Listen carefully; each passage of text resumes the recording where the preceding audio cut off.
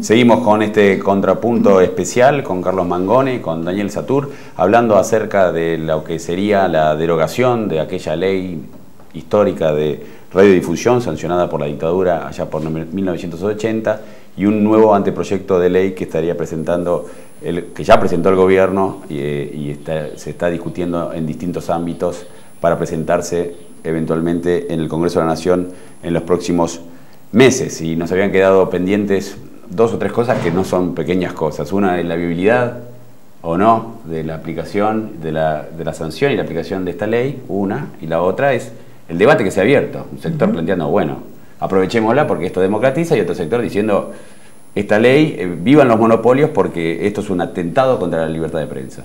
¿Quién empieza?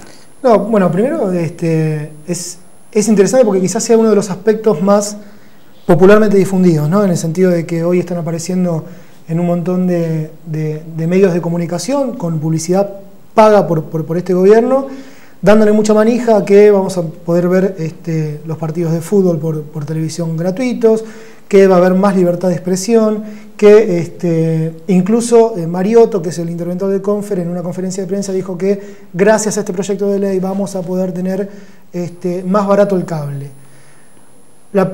Hay una primera pregunta, o no pregunta, sino ironía que sale a la luz, que es justamente cuando el gobierno, a través de esta campaña que está desarrollando, con un montón de sectores del progresismo que lo avalan, plantea que con este proyecto de ley vamos a tener más libertad de expresión y más democracia.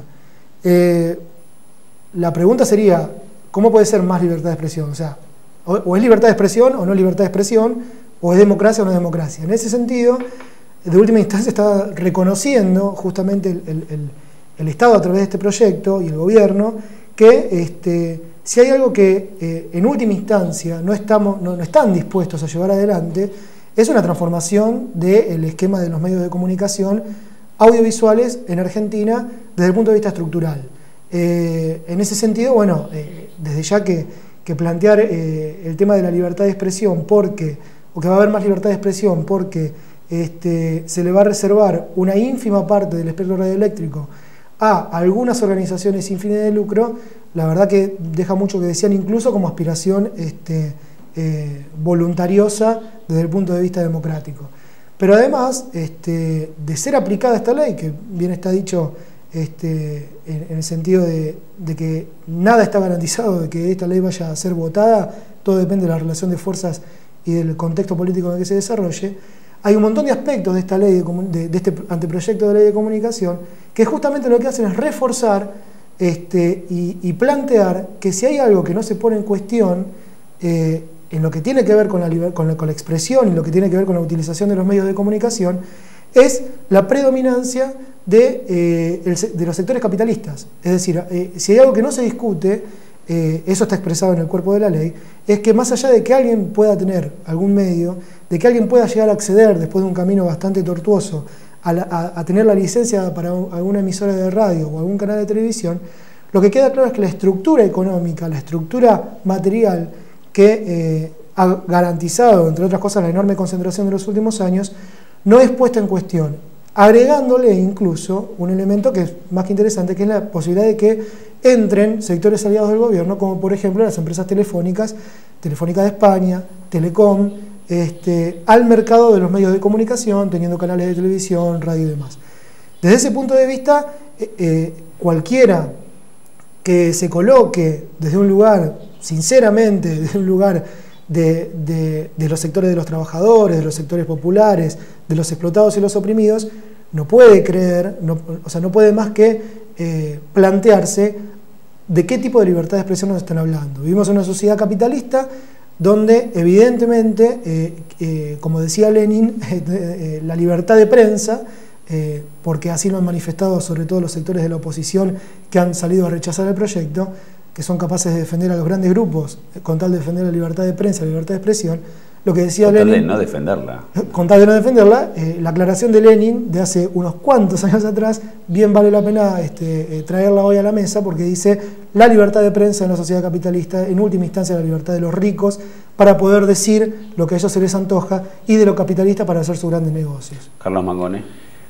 para relacionarlo un poco con lo que acaba de decir Daniel, uno de los primeros decretos de la Revolución Rusa, que iba en camino de garantizar la libertad de expresión, fue la cuota de papel, que estaba vinculado a que, bueno, el papel era muy caro, etc. Entonces, más allá de las reflexiones que se pueden hacer sobre el acceso a la información, a producirla y a recibirla también, una estrategia de democratización comunicacional e informativa necesita garantizar que los sectores que de por sí solos no pueden cubrir los costos, ¿no?, de lo que significa tener medios, difundirlos, hacerlos circular, bueno, tengan acceso a los materiales, es decir, a la materia prima.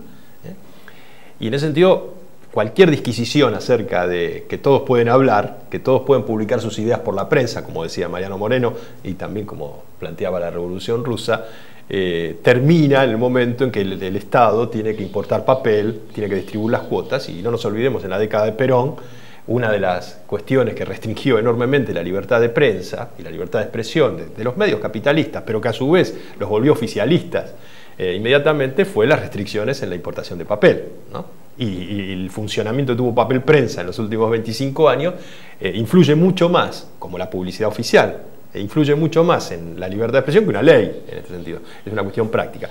Me quería referir también a lo que vos manifestaste acerca de ciertos sectores progresistas que están vinculados a los medios, a los sectores intelectuales, que han puesto foco en esta ley como un paso adelante en la democratización y en el costado, digamos, progresista del gobierno, esta fórmula que alguien muy cercano a Liberty, que vos no mencionaste, como es Carlos Heller, plantea que es un gobierno en disputa.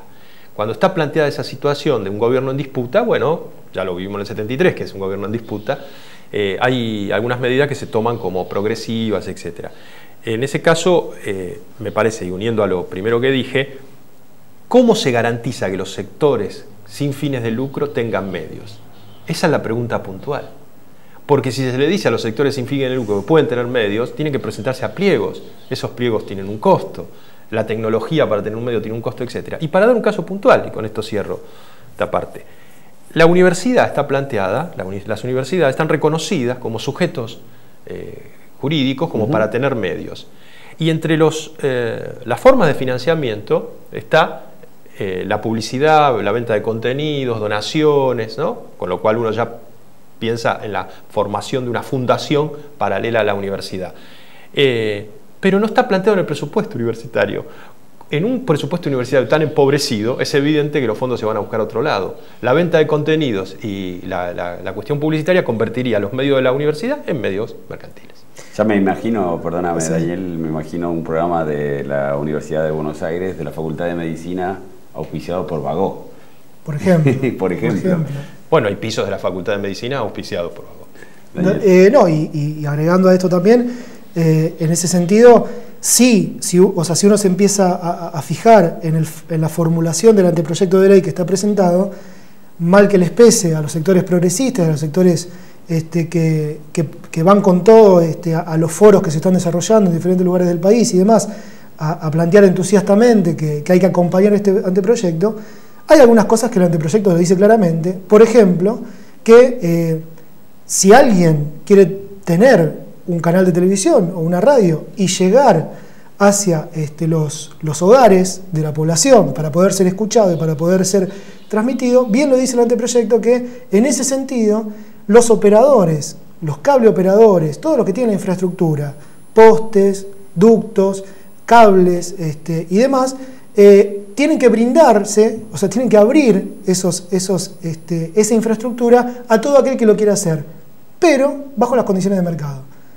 Por lo tanto... Vale decir, sencillamente, queremos nosotros tres, nos ponemos de acuerdo con hacer un programa, tenemos que pagarle el alquiler que determina el mercado, o sea, Clarín, Telmex o quien tuviera el cable. Telefónica, Telecom, etcétera, para transmitir nuestro eventual canal o programa. Alquilarle el espacio, es una locura. Seguimos en un próximo bloque hablando, es un tema muy interesante que evidentemente no se va a acabar en este programa, lo seguiremos abordando sobre el tema de los medios de comunicación a partir del anteproyecto de ley de servicios y comunicación audiovisual que derogaría la ley famosa aquella de la dictadura de radiodifusión.